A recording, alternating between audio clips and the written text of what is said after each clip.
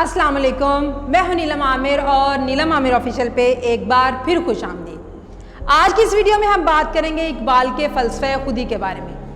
قدیم زمانے کی بات ہے کہ بہت سی بھیڑ بکریاں کسی چراگاہ میں رہتی تھیں۔ ایک دن چند شیر کسی جنگل سے یہاں آ نکلے اور انہوں نے بھیڑوں پر حملہ کر دیا اور دیکھتے ہی دیکھتے چراگاہ بھیڑوں کے خون سے سرخ ہو گئی۔ اس دوران کہ جب شیر بھیڑوں کی چیر پھاڑ میں مصروف تھے، ان میں سے ایک دانا، سمجھدار اور ادھیڑ عمر نے شیروں کو مخاطب کر کے واز شروع کیا۔ اس بھیڑ نے ان سے کہا کہ دیکھو، میں خدا کی طرف سے خاص روحانی قوت سے مالا مال ہوں۔ میں تمہیں یہ نصیحت کرتی ہوں کہ اپنے برے کاموں سے توبہ کرو، اور جو بھی غسیل ہے اور طاقت کے نشے میں چور ہے وہ بدبخت ہے۔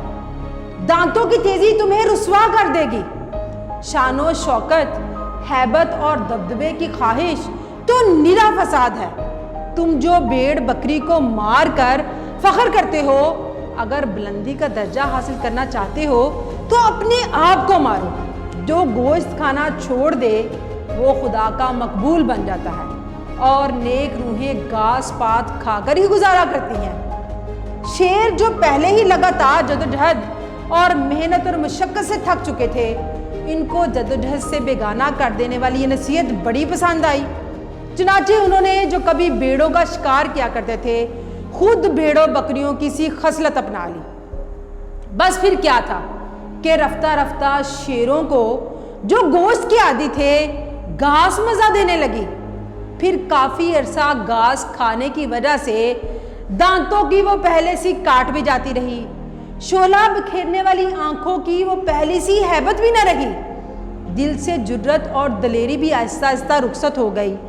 فولادی مضبوط پنجوں میں کمزوری آ گئی اور جسموں کی طاقت اور قوت بھی گھٹ گئی۔ ویڈیو میں آگے بڑھنے سے پہلے میری آپ سے ریکویسٹ ہے کہ اگر آپ میرے چینل پر نئے ہیں تو میرے چینل کو سبسکرائب کریں اور ساتھ موجود بیل آئیکن کو بھی پریس کریں تاکہ آپ کو ہر نئی ویڈیو کا نوٹیفیکیشن ملتا رہے۔ اور اگر آپ کو ویڈیو اچھی لگے تو تھمز اپ دیں اور دوسروں کے ساتھ شیئر کریں۔ جان کا خوف بڑھ گیا اور اس کے نتیجے میں ہمت اور دلیری بھی ختم ہو گئی۔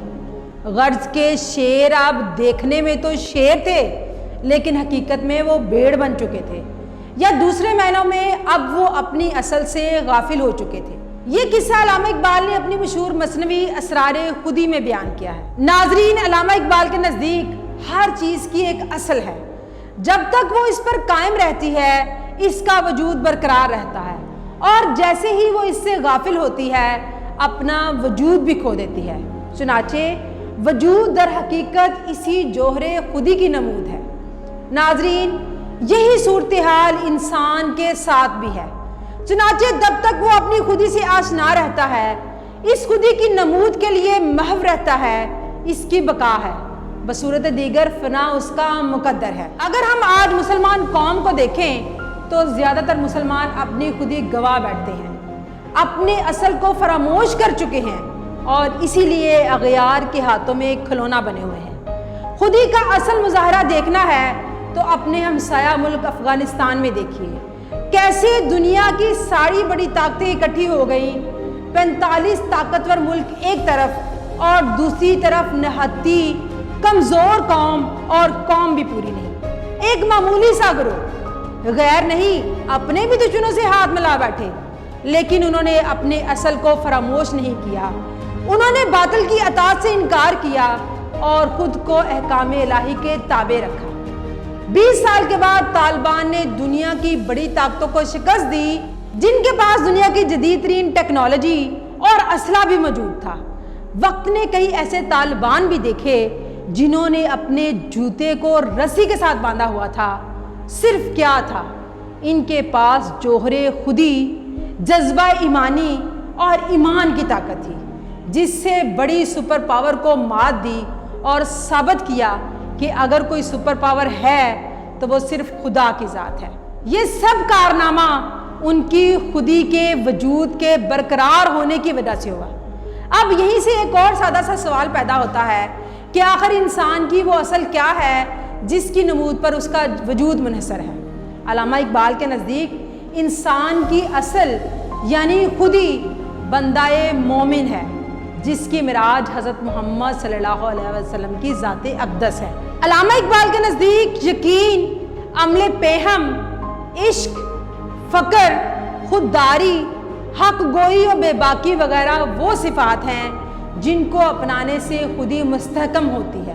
تو آئیں سنت نبوی کی روشنی میں تعمیر خودی کریں، بندہ مومن بنیں، سامراجی خداؤں کی چنگل سے باہر نکلیں، بلند منزلوں کے مسافر بنیں، انسانوں کے لیے نافع بنیں، خودی کی جلوتوں میں مصطفائی، خودی کی جلوتوں میں مصطفائی، خودی کی خلوتوں میں کبریائی، زمین و آسماں کرسی و عرش، خودی کی زد میں ہے ساری خدائی۔